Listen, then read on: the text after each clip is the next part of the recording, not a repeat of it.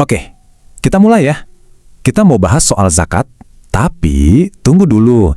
Ini bukan soal zakat yang biasa kita dengar. Ini tentang gimana sebuah sistem keuangan kuno ternyata bisa jadi cetak biru ekonomi yang sangat relevan untuk kesejahteraan manusia di zaman modern. Kita kan sering banget denger ya, kalau negara maju itu diukurnya dari PDB atau produk domestik bruto. Tapi apa itu beneran cukup? Apa itu gambaran utuhnya? Pertanyaannya, ada nggak sih cara yang lebih baik buat mengukur suksesnya sebuah negara secara sejati? Nah, ternyata ada loh, namanya Indeks Pembangunan Manusia atau IPM. Ini keren banget karena ngukurnya nggak cuma dari duit. Dia lihat semuanya, kesehatan, pendidikan, sampai standar hidup. Jadi ini benar-benar potret kesejahteraan manusia secara utuh. Sekarang, biar nggak cuma teori, kita lihat langsung gimana konsep ini jalan di dunia nyata. Kita bakal lihat sebuah studi kasus yang, wah, menarik banget dari Provinsi Banten di Indonesia. Oke, sebelum kita ke Banten, kita lihat gambaran besarnya dulu ya.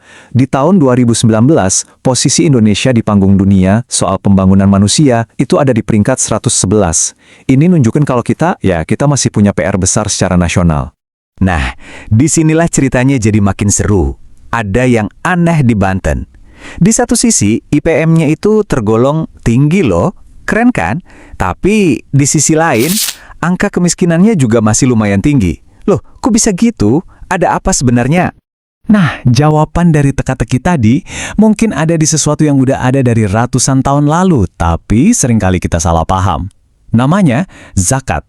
Dan ini, catat ya, bukan sekedar sumbangan amal biasa. Definisinya ini penting banget, coba diperhatiin.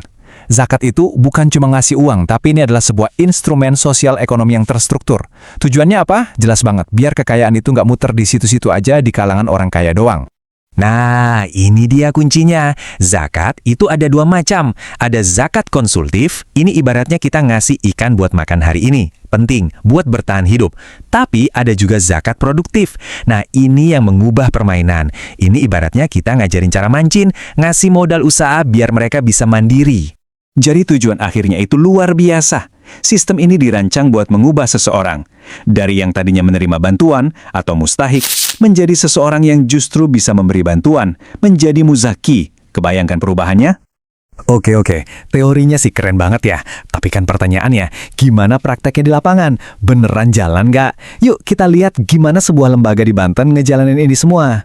Jadi, di Banten ada yang ngurusin ini secara profesional. Namanya Baznas atau Badan Amil Zakat Nasional. Nah, mereka inilah yang nyalurin dana zakat yang terkumpul. Fokusnya kemana? Keempat area ini, pendidikan, ekonomi, kesehatan, dan bantuan kemanusiaan. Coba perhatiin, ini semua kan nyambung langsung ke komponen-komponen yang diukur di IPM tadi. Contohnya nih ya, di bidang pendidikan, ada program yang namanya Satu Keluarga, Satu Sarjana. Wah, namanya aja udah kuat banget kan? Bayangin deh dampaknya. Tujuannya itu buat mutusin rantai kemiskinan dengan cara nyiptain sarjana pertama di keluarga itu. Ini mengubah nasib, bukan cuma ngebantu sesaat. Terus di ekonomi ada Zmart. Ini contoh sempurna dari zakat produktif. Program ini ngasih modal buat warung-warung kecil milik keluarga. Jadi bukan cuma dikasih duit terus selesai ya, tapi ini benar-benar investasi biar bisnis mereka tumbuh dan berkembang. Programnya keren-keren banget kan? Tapi sekarang kita masuk ke bagian yang paling penting, bagian pembuktian. Beneran ada dampaknya nggak sih? Yuk kita lihat apa kata riset. Ini nih pertanyaan utamanya. Dengan semua program yang jalan ini, ada bukti konkretnya nggak? Apa ini beneran bisa naikin indeks pembangunan manusia secara terukur? Atau cuma bagus di atas kertas saja? Dan inilah jawabannya, langsung dari penelitian. Hasilnya nunjukin kalau zakat itu punya korelasi yang positif dan signifikan terhadap IPM. Ini bukan kayaknya ngaruh, tapi bener-bener ngaruh secara statistik. Wow!